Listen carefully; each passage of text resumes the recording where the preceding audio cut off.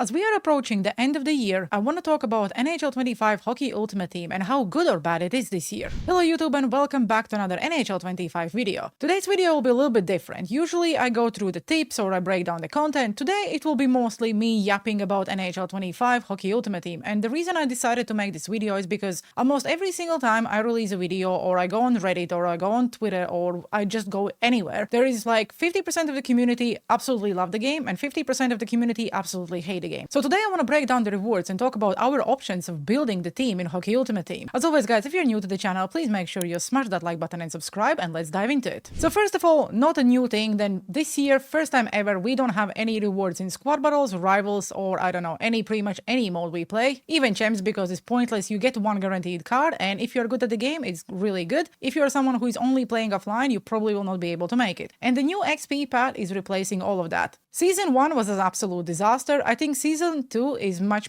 better, considering the rewards and amount of packs and collectibles we are getting. By completing it, you will be able to improve your team massively. If you're chasing McDavid or you're just chasing some of the MSPs each week, it will massively help you. One of the terms you hear the most is that NHL 25 or NHL 24 or any NHL is pay to win. And yes, if you decide to spend money and buy packs, you will for sure be able to help yourself with the fodder to after use for any sets or any cards you're chasing. So yes, there is nothing wrong with that. If you can afford it, go and buy packs. For example, this Jumbo Elite Plus pack is a really good investment. 142k and you get yourself a lot of 77 plus overall cards and potentially even something you can sell and make coins. So again, if you're chasing hologram icons, this pack is perfect for it. But do I suggest you buy it? Absolutely not. The reason why I'm starting with packs is because everyone keeps saying that you shouldn't be spending money. There is nothing wrong with spending money if you can afford it. Money always replaces the time. And as much as I would say don't spend the money on this game because I'm not spending money on the game and this is my first year as a free to play, I still believe that spending money is probably not the right option. But at the same time, if you can afford it, there is nothing wrong with it. Maybe I'm just getting old and I'm just like, don't care, play the game the way you like it. It's a video game, have fun. Maybe that's just hitting me. Now let's move away from the packs and talk about other options of building your team. First of all, yes, if you spend money, you don't really need to play a game. You open the packs, you get yourself cards, and then you trade them in. And then you can basically play the game like you want. You want to play champs, you want to play rivals, or you just want to continue grinding squad battles with the best team possible. So now let's talk about what rewards EA is actually giving us each week. So if we start with the moments, PWHL is something new. I really hope that they don't remove it, and every week we will see these PWHL weekly moments. By completing 6 moments, you earn yourself 6 packs. Each pack had 3 players, so it means you would end up with 18 players you can after use for your team. Also, every week EA release a Team of the Week moments. If they keep it the same way as it is now and they don't change it, then by completing every single moment, and let me tell you, they all are not difficult. If you're saying they are difficult, then unfortunately you maybe just need to figure out how to improve your gameplay, because they are designed so even, I don't know, a most casual player can complete them. I'm not saying they will be completed in the first try, but at the same time, they also shouldn't be really log in and get yourself a free pack or free player. Let's move on to the actual rewards. So by completing all moments, you would earn yourself 8 players. Sounds like not a lot, but if you all sum it up in the end, it's actually not bad. Then let's move to the weekly moments. Weekly moment packs are quite bad in all fairness, but you would get yourself 2000 coins and a weekly moment pack. Most of the time you pull, let's say, just the bronze players in these packs, but because you get yourself 5 packs, let's just assume that in total you pull 5 silver players, and the silver players would be 75 and above. So that's additional 5 players. I know the team builders are not a weekly moment or something that they release, but let's say you didn't complete a single one. By completing all of them, you would get yourself 40 cards. So you would end up with 3175 plus overall cards.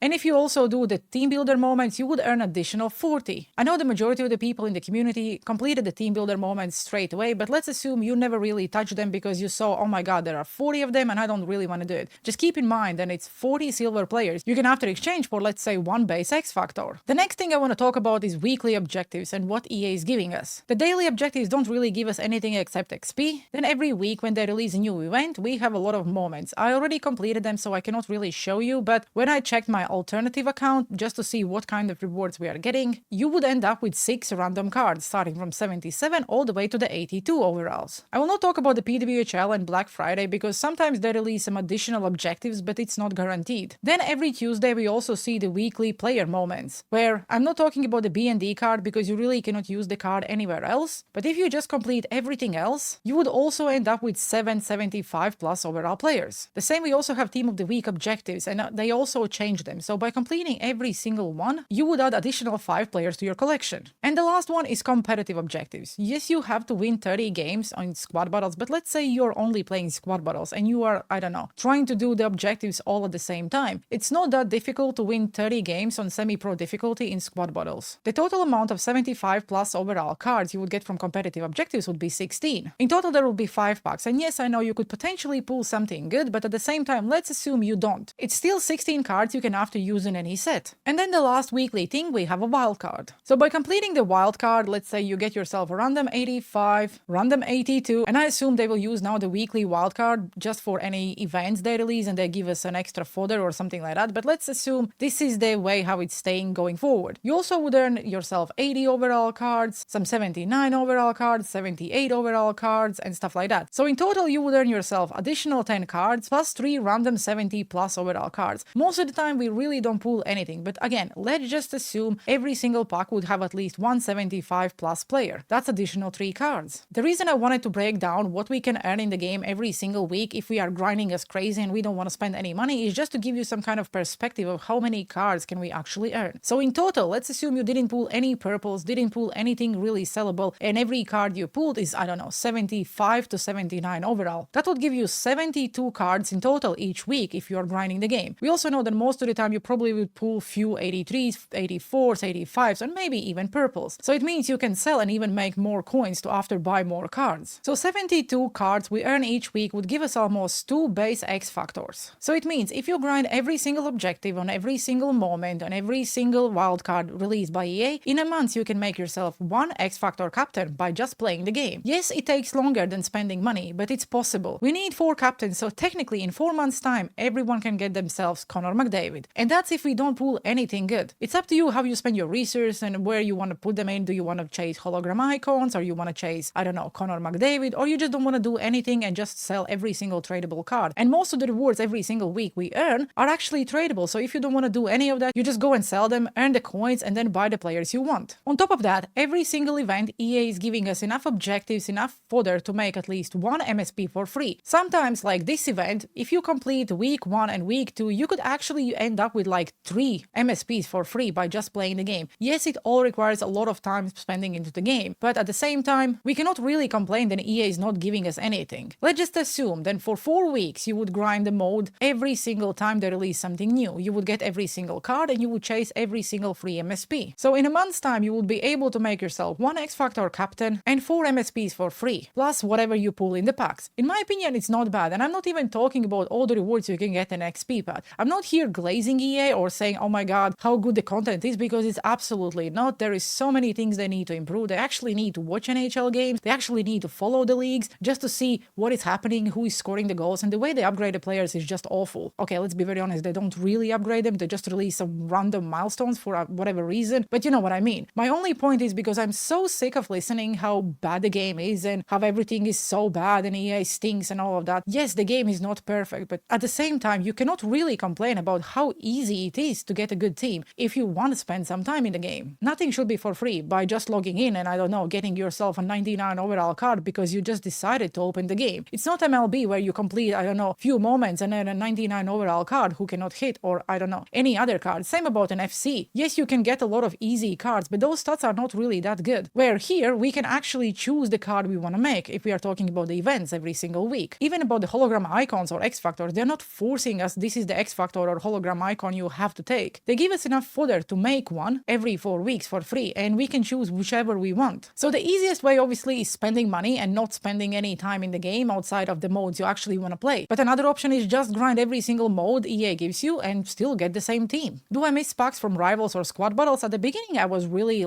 sad about them they took the packs away because everyone loves opening packs, but I actually think that this year I like how I'm building my team more because I have more freedom of who I'm actually adding to my team. I still would love to see then XP Path would give us a choice pack instead of that one guaranteed card in the end. Same about maybe the champs. If I get myself 10 wins, I would like to choose a player from each position at least. Then in that way I could decide how I'm upgrading my team and who I am adding. But yeah, it is what it is. I'm really trying to stay away from champs because yes, 10 wins is cool. That card is also good and can be used in the sets, but at the same time I can just grind any other mode and get even better cards for my team. In the prior years when I was spending money, I did have the best team possible. This year when I decided to not spend money but put all my time into the game, I basically have exactly the same team as I would if I would spend money. The only thing is, last year I really didn't play the game. I added all the cards and then I maybe played, I don't know, 50 Rivals games in 2 weeks, where this year I am building the team and I'm also using the cards. I would like to use them more in online games than offline games, but unfortunately, this is how the game is designed. I really hope that EA will learn from their mistakes and start changing them in NHL 26. Do I believe it will happen? No, but I still will have a hope, because unfortunately the hope is the only thing I have left. But at the same time, I just wanted to